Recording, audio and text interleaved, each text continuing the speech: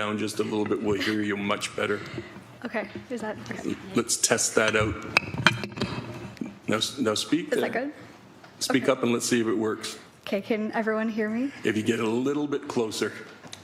Is that better? Much better. Okay. Okay. Sorry. We'll start now, so go ahead. All right, so Madam Mayor and councillors attending today, my name is Rachel Chaplow. I ask you to start off by thinking of a date that you can remember that holds great significance in your mind. For most people, it's usually a wedding, the birth of your first child, or your last shift at the office before your retirement. I too have a date. For myself, my date would be June 3rd, 2020.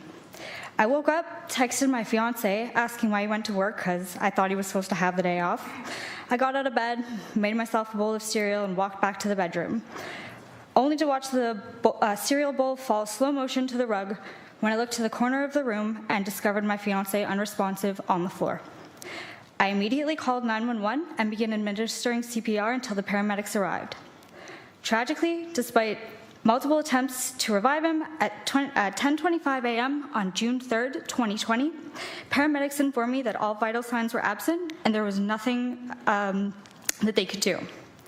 My fiancé was one of approximately 4,660 Canadians who passed away from an opioid-related overdose in 2020. But I refused to let him become another statistic. His name was Jacob James Sidorniak. He was 26 years old.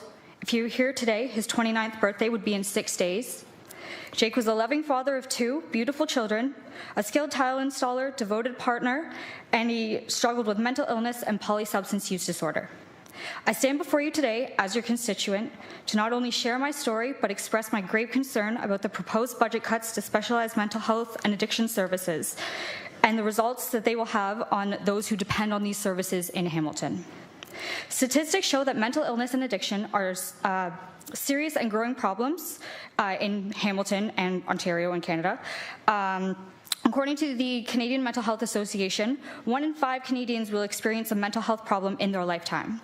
The World Health Organization states that mental disorders are the leading cause of disability worldwide. Moreover, the opioid crisis in Canada is evidence of the dire need of specialized mental health and addiction services. In 2020, the Public Health Agency of Canada reported that those 4,660 people died from opioid-related overdose, which was a staggering increase of 40% from the previous year. The opioid-related death rate in Hamilton has been consistently higher than the provincial rate.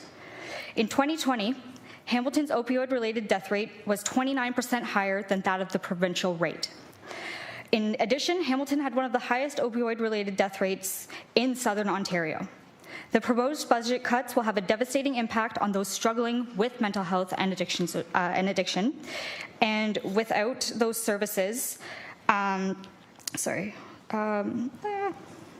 take your time. Where to go? Sorry.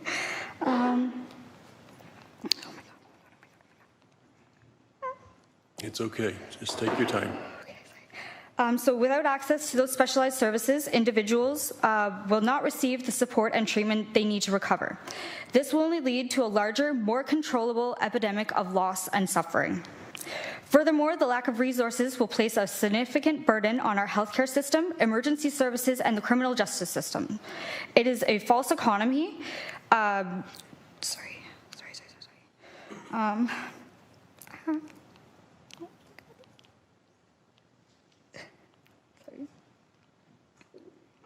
Take your time, Rachel.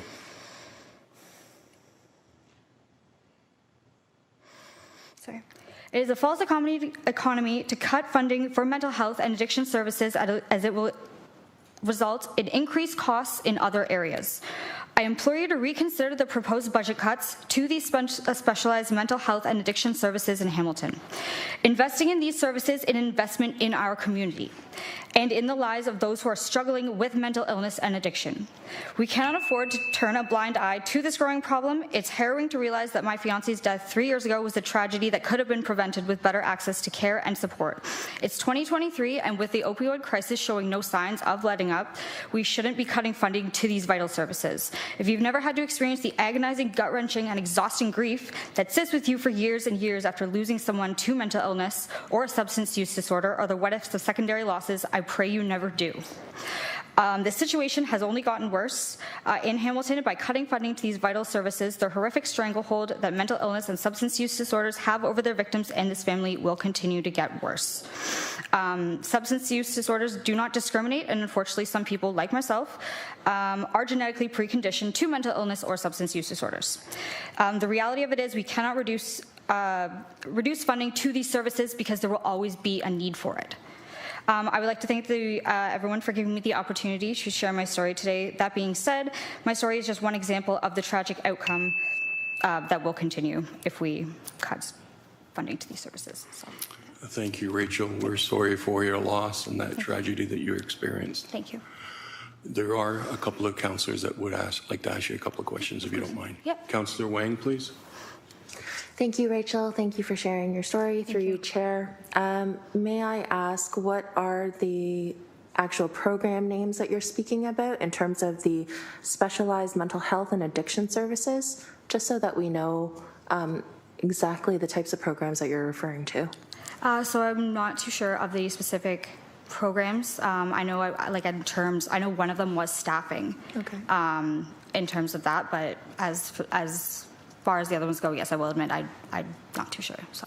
Thank you. These were cuts from the provincial government, and this council reversed them. Yes. Go ahead, I Councillor. wanted to just clarify that, but thank you, Chair. Those are all my questions. Thank you. So this council did reverse those decisions. Okay. The province cut, and we said, no, that's not going to work here. Yeah. And we did ask our public health doctor to review the threshold for declaring a state of emergency on opioids.